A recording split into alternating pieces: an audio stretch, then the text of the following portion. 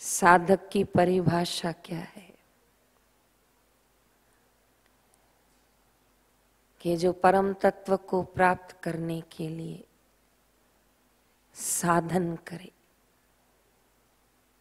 जतन करे। बार बार मुनि जतन करे, संत मुनि बार बार जतन करते हैं, लेकिन गुरु कृपा हमारे सभी जतनों को सहज कर देती है। संत महापुरुषों की जो शरण जाते हैं, उनकी आध्यात्मिक यात्रा सरल और सहज हो जाती है, क्योंकि वो ज्ञानी अभ्यास के धनी उन सभी मार्गों से यात्रा करके आए होते हैं। इसलिए वो अनुयायियों को, इस मार्ग में चलने वाले भक्तों को सत्संग के माध्यम से नित्य नित्य मार्गदर्शन देते हैं कि देखो मेरे जीवन यात्रा, मेरी साधना की यात्रा में ये अनुभव हुए थे। कई बार बापूजी सुनाते हैं कि छोटे छोटे ठाकुर थे बापू के पास, लेकिन पूजा करने गए तो वो व्यासपीठ पे भगवान ही नहीं थे, और गुरुदेव ने कहा कि मेरे भगवान चोरी हो गए।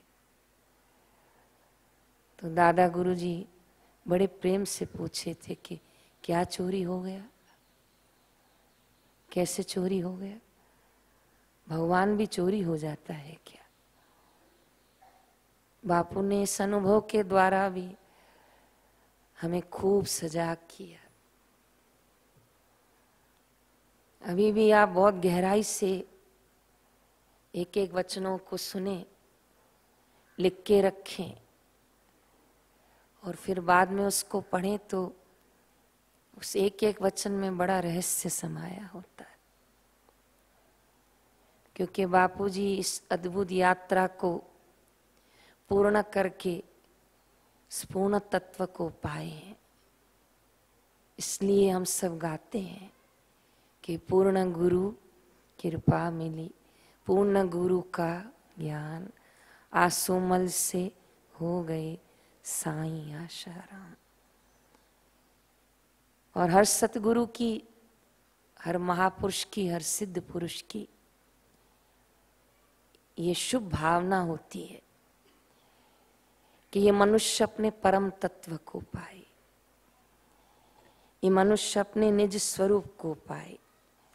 इसलिए अलग अलग मार्गों से, अलग अलग साधनाओं के द्वारा संत महापुरुष ये जतन करवाते हैं कि हम भी उस परम तत्व को पाएं। एक बहुत सुंदर कथा आती है। भगवान बुद्ध के एक अनुयायी थे जिनका नाम रिंझाई था।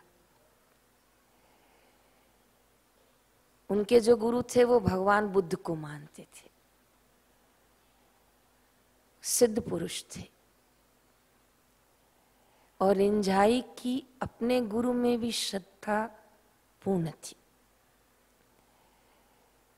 रिंझाई अपने गुरु को समर्पित हुआ था, इसलिए गुरुदेव के हर आदेश को वो पालने का जतन करता था। और रिंझाई का सौभाग्य था कि वो अपने गुरु के नजदीक का सेवक था, बहुत करीब से अपने गुरु को देखता था कि कितनी देर ध्यान में बैठ गए। जैसे आप लोगों ने अभी श्वासों की गिनती की ना, सब बातें तो खोलनी नहीं चाहिए, फिर भी आपको बताती हूं कि ये जब श्वासें गिनते गिनते आप 100 से अधिक एकाग्रता से गिनने लगेंगे और अगर अभ्यास सिद्ध हो गया तो ये गिनती 500 तक जाती है। और एक समय आता है कि ये साधक का स्वभाव बन जाता है। तब कहते हैं कि इस महात्मा का अजपा जाप सिद्ध है। फिर उसे आंखें बंद करके इस तरह श्वासों को देखना नहीं पड़ता है। वो स्वतः उन श्वासों की साक्षी बन जाता है। ये अभ्यास पूज्य बापू जी का पूर्णतः सिद्ध है। इसलिए जब बापू शिविर में विराजमान होते थे और केवल एक दृष्टि दूर तक डालते थे तो पता नहीं कितने लोगों को ऐसा गदगद हो जाता था। ये कहूं कि उनका रोम रोम खिल उठता था और कितनों की ध्यान लग जाती, आत्ममस्ती जग जाती। ये ज्ञानी जनों के प्रताप है अभ्यास का। विश्वास करना, ऐसे महापुरुषों की चरण रज भी चंदन है। इनकी दृष्टि हमारे मोक्ष का कारण है। बड़ा कठिन दिन था वो हम सब के लिए।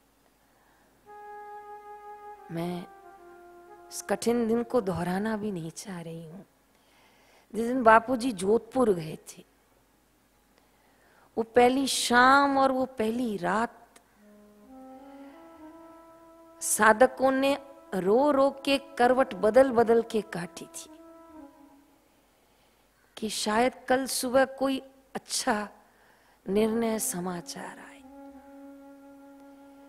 तो मुझे एक साधक ने बताया कि जब बापूजी भीतर गए तो जो अंदर जिनकी भी ड्यूटी रही होगी, जो भी होगा, वो बड़े सज्जन होंगे। जो तो उन्होंने बापूजी को प्रणाम किया और कहा कि आपको जो आवश्यकता हो मुझे कहिएगा, मैं वो व्यवस्था कर दूंगा, प्रयास करूंगा। बापूजी ने कहा जो चाहिए मंगवा दोगे? कहा हाँ, पूरा जतन करूंगा, आप कहिए। तो गुरुदेव ने कहा आश्रम से योग वशिष्ठ मंगवा दो। और आश्रम संदेश आया था कि बापूजी योग वशिष्ठ मंगवा रहे हैं। प्रणाम कीजिए, अनंत वंदन कीजिए कि हमें ऐसे सद्गुरु प्राप्त हुए हैं। जहां दुनिया बापू के लिए रो रही थी और बापू ज्ञान में अडिग थे। गुरुदेव ने योग वशिष्ठ पढ़वाया, पढ़ा, और शांत एकदम आनंद में निश्चिंत। इसको कहते हैं धनी, स्थिति का धनी।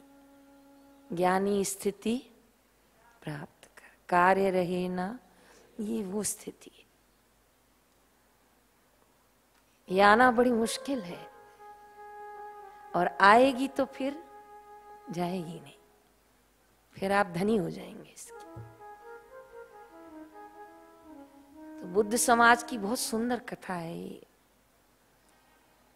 तो रिंझाई को अपने गुरु से बड़ा प्रेम था और उनके गुरु को भी रिंझाई से प्रेम था। आप साधक आज मेरी बात पे विश्वास रखना। आप ये मत सोचना कि केवल हम बापू को प्रेम करते हैं। मैं बोल रही हूं आज गंगा मैया पे कि संत भी अपने शिष्यों को प्रेम करते हैं। कितने अनुभव कहोगे, मैं भी सुना रही हूं आपको। बहुत प्रेम करते हैं। उसमें भी कोई पात्र हो ना, कोई साधना करता हो, कोई संयम से जीता हो, कोई सेवा करता हो, और किसी को गुरु जी ने नीचे ऊपर करके देखा हो, मजबूत बैठा हो, बहुत खुश होते हैं संत उनको देख। भागवत कभी पढ़ के देखिएगा। राजा परीक्षित के गुण सुखदेव जी ने गाए, जयराम जी की। सुखदेव जी ने किसके गुण गाए हैं? राजा परीक्षित कि तुम मेरे भागवत के पात्र हो, मुझे तुम्हारे जैसा पात्र दोबारा नहीं मिलेगा। तुम राजसी होकर, तुम राजपद को पाकर वैराग्य को प्राप्त हुए हो, तुम राजसी सुखों को छोड़कर अमृत को पाने के लिए यहाँ आए हो। परीक्षित, तुमको देखकर मेरा रोम रोम खिल उठता है। ये परीक्षित ने नहीं कहा है, किसने कहा है? सुखदेव जी ने कहा है। मैं ऐसे बहुत संवाद सुना सकती हूँ आपको। जब ठाकुर रामकृष्ण परमहंस विवेकानंद को देख के कहते थे कि तुम आते हो तो मुझे तुम में अपना रूप नजर आता है। विवेकानंद, मेरे ज्ञान का कोई पात्र है तो वो तुम। मुझे तुम्हारा ब्रह्मचार्य पसंद है, मुझे तुम्हारी सूझबूझ पसंद है। जैसा तुम्हारा नाम है वैसे तुम हो। तुम्हारी माता, तुम्हारा पिता धन्य है। मैं तुम्हारे जैसा शिष्य पाकर धन्य हुआ। ये ठाकुर के शब्द हैं। क्योंकि ब्रह्म ज्ञानियों को पात्र चाहिए होता है, और जब पात्र आता है ना तो ब्रह्म ज्ञानी लुटाए बिना, हम पात्र नहीं हैं तो ही लुटाए जा रहे हैं। तो पात्र मिल जाए तो माला माल कर दे। तो रिंझाई पात्र था, लेकिन समय आया कि रिंझाई के गुरु का अंतिम समय आ गया। बड़ी निष्ठा से सेवा कर रहा था। सेवा करते करते रिंझाई के गुरु इतने खुश हुए थे कि उसके सिर पर दोनों हाथ रख दिए थे। उस साधक के जीवन का भाग्यशाली दिन होता है जिस दिन उसके सदगुरु उसके सिर पर, बोलो ना, हाथ। मुझे लगता है बस उस दिन हमारी यात्रा पूरी हो जानी चाहिए, फिर उसके बाद जी की क्या करना है। जिसके लिए जिए उसने आशीर्वाद दे दिया तो बस। बड़ा आनंदमय दृश्य होता है वो। तो रिंझाई के गुरु का शरीर शांत हो गया। रिंझाई इतने रोए, इतने रोए, इतने रोए, बच्चा न रोए माँ के लिए। सिर पकड़ पकड़ के रोए, अपने को मार मार के रोए। तो जो आसपास गृहस्थी साधक थे उन्होंने रिंझाई को इतना रोते देखा कि रिंझाई को पकड़ के कमरे में बंद कर दिया। तो भी वो रोता रोता गया। जब कमरे में गया, थोड़ा शांत हुआ तो कहा, दरवाजा खोलो मेरे को। तो गृहस्थी साधकों ने कहा, गुरु जी से पहले रोज उपदेश करते थे, गुरु अजन्मा है, गुरु अमर है, गुरु तत्व है, गुरु ज्ञान है, गुरु बोध है, गुरु सूर्य है, गुरु साक्षी है, और लिपट लिपट के रो रहे हो उनको। कुछ इतना ज्ञान चर्चा सुनते करते थे, कुछ तो शांत बनो, कितना रो रहे हो। कहे, अरे मेरे को बाहर निकालो। कहा, बाहर निकालेंगे पर तू रोएगा नहीं। कहा, ये नहीं हो सकता, दरवाजा खोलो। तो कहा, इस तरह नहीं रोएगा। कहा, अच्छा नहीं रोऊंगा, खोलो दरवाजा। जैसे खोला वो फिर अपने गुरु जी को लिपट गया। फिर गुरु भाइयों ने खूब कहा कि ये क्या कर रहे हो। तो उसने अपने गुरु भाइयों का कहा, अरे पागलों, मैं गुरु तत्व के लिए नहीं रो रहा हूं, मैं गुरु ज्ञान के लिए नहीं रो रहा हूं, मैं उस साक्षी और उस चैतन्य के लिए नहीं रो रहा हूं, पर वो साक्षी चैतन्य जिस देह में विराजमान था वो देह मेरा अनमोल खजाना था। मैं इस गुरु के देह के लिए भी रो रहा। मैं मानती हूं गुरु ब्रह्मानंद है, मैं स्वीकार करती हूं गुरु परमानंद है, पर गुरु देह में विराजमान है, ये शिष्य का सौभाग्य है।